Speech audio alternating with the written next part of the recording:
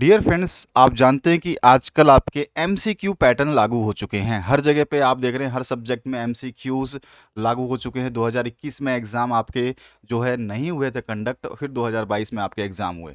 और नया पैटर्न ये कहता है कि मैक्सिमम एमसीक्यू आते हैं, और एमसीक्यू में जब हमारे पास टाइम कंज्यूम होता है तो सबसे बड़ी दिक्कत होती है। एक तो कॉम्पिटिटिव एग्जाम में हमारे पास समय होना चाहिए, तो यहाँ पे हम वर्ग यानी कि स्क्वायर निकालेंगे केवल 1 सेकंड में। 1 सेकंड में स्क्वायर निकालने के लिए केवल और केवल आपको ध्यान देना है कि मैं क्या बताने वाला हूँ। यहाँ पर देखिए सारी संख्याओं के लास्ट में 5 है। यहाँ पर देखिए ये 5 का स्क्वायर है। इसके बाद में यहाँ पर भी 5 का स्क्वायर है, यानी 35 है, लेकिन लास्ट में 35 में 5 है। इसी तरह 55 में भी आपका 5 है लास्ट में, 85 में भी 5 है, और 195 का स्क्वायर करोगे ये भी 5 है, और 995 का स्क्वायर करोगे। बड़ी से बड़ी संख्या, छोटी छोटी संख्याओं का आप स्क्वायर जस्ट 1 सेकंड में निकाल सकते हो। तो आपको सभी को पता है कि 5 का जो स्क्वायर होता है हम उसको लिखते हैं 25। तो यहाँ पे 5 का स्क्वायर अगर मैं लिखूँ तो यहाँ पे हमारा आंसर जो हो जाएगा, आपको सभी को पता है, इसका आंसर हो जाएगा 25। इसी तरह से और भी जो डिजिट्स हैं इनमें सभी में देखिए 5 तो है ही, यानी कि 5 का स्क्वायर तो हमें को पता है कि 25 होगा, तो सभी जगह पे 25 आ जाएगा। चाहे कोई भी संख्या हो, अगर उसमें लास्ट डिजिट 5 है और उसका स्क्वायर बोला जाएगा तो 25 तो आएगा ही आएगा। ये तो एक नियम है, ये आपको भूलना नहीं है। तो 25 तो आपका हर जगह पे आएगा।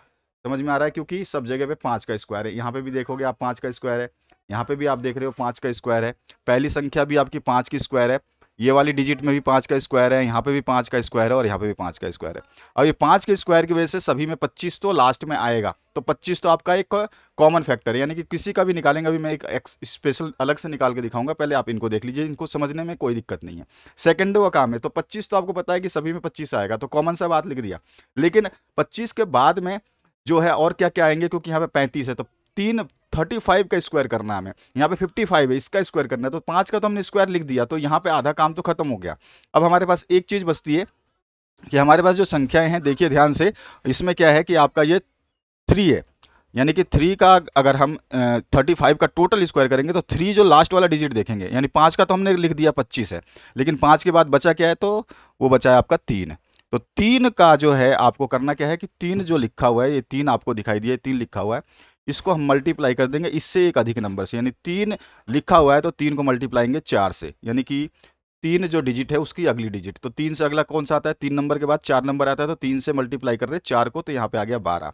तो इसी 12 को हम यहाँ लिख देंगे, यही हमारा आंसर हो जाएगा। बहुत सिंपल है। जैसे अभी यहाँ 5 है, क्योंकि 25 इस वाले 5 का, जिसका 5 का पहला स्क्वायर है वो तो हमने 25 लिख दिया, लेकिन पीछे इसके 5 एक और बचा हुआ है, ये वाला, इस 5 का स्क्वायर। तो इस 5 को हम लिखेंगे, और इस 5 से अगली संख्या क्या होती है, इस 5 से नेक्स्ट जो नंबर आता है वो आता है 6, आपको सभी को पता है। तो 5 इंटू 6 कितना हो गया, 30 हो गया। ठीक है, तो ये 30 आप यहाँ पे लिख दीजिए, ये आपका आंसर हो गया। सेकंड में निकल रहा है, 1 सेकंड भी नहीं लगेगा। अगर आप प्रैक्टिस करते हैं, 2 नंबर 3 नंबर प्रैक्टिस कर लेते हो, तो मैं कह रहा हूँ सेकंड भी नहीं लगेगा। यहाँ 5 का स्क्वायर आपने 25 लिख दिया है, यहाँ पे नेक्स्ट डिजिट जो है हमारी 8 है, तो 8 का हमारा अगला संख्या क्या होता है, सभी को पता है 8 का अगला संख्या होता है 9। ठीक है, 8 की टेबल में 9 जब आप पढ़ोगे तो कितना आता है, 72। ठीक है ना, तो ये 72 यहाँ लिख देंगे, तो ये हो गया आपका आराम से स्क्वायर। देखिए सेकंडों में निकल रहा है, आपको पता भी नहीं, महसूस भी नहीं हो रहा है, इतनी बड़ी बड़ी डिजिट आप बिना मल्टीप्लाई करके डायरेक्ट लिख रहे हैं।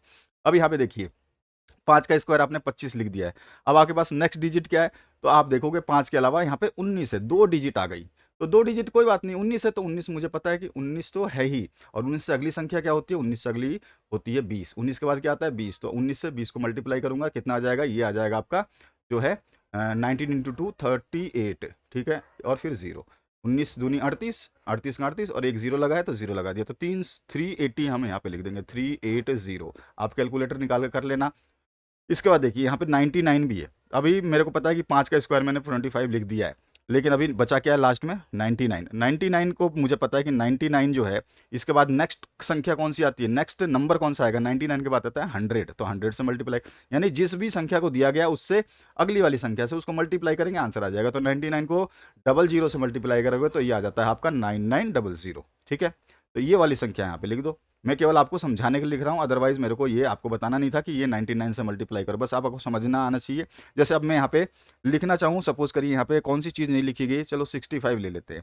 65 यहाँ पे कहीं पे भी नहीं है, हमने 65 का स्क्वायर ही लेना है, तो मैं यहाँ लिखता हूँ 65 इसका स्क्वायर। तो मुझे पता है कि इसमें लास्ट में 5 है, तो यहाँ 25 तो आएगा ही आएगा।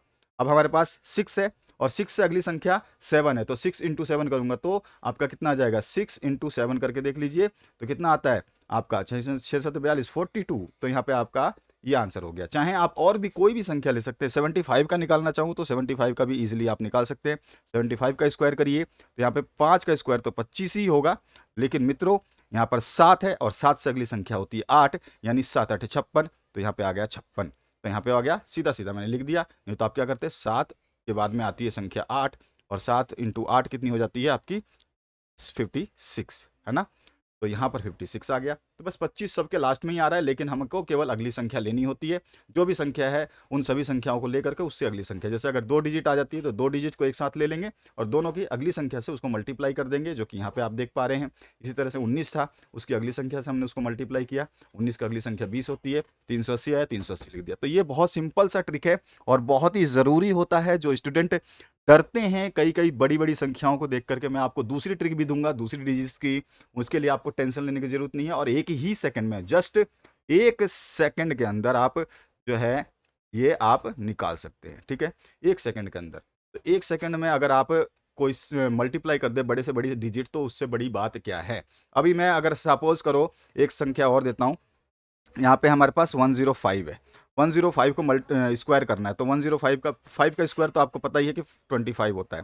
10 है, 10 से अगली डिजिट क्या होगी 11, तो 10 इंटू 11 क्या होता है 110 होता है। तो ये आ गया हमारे पास आंसर, सीधा है ना। देखो 10 इंटू अगली संख्या क्या होती है इसकी 11, तो आप 11 इंटू 10 करते हो तो क्या आ जाता है 110, 110 हमने लिख दिया यहाँ पे। तो वही चीज़ मैंने बताया आपको, बहुत ही सिंपल है। जो भी आपका 5 लास्ट में आएगा, आप आसानी से शांति से और बिंदास होकर के बड़ी से बड़ी डिजिट को भी आप आसानी से सॉल्व कर सकते हैं। चाहे आप कोई भी उठा के देखिए, 1 सेकंड लगेगा। अगर आपको केवल मल्टीप्लाई करना आता है तो आपको कुछ नहीं करना, केवल मल्टीप्लाई करना है, और वो भी अपने दिमाग में। आपको ये नहीं कि लिख लिख के करना है। मुझे पता था कि यहाँ पर 5 का स्क्वायर 25 तो था ही, 25 मैंने लिख दिया है, और मुझे पता है कि यहाँ 3 लिखा है, तो 3 को मेरे को मल्टीप्लाई करना है उससे अगली नंबर से, तो 3 इंटू 4 हो जाएगा, और 3 इंटू 4 क्या होता है 12, तो मैंने यहाँ पे 12 लिख दिया, बस यही आंसर हो गया। इस तरह से आसानी से आप किसी भी डिजिट को सॉल्व कर सकते हैं।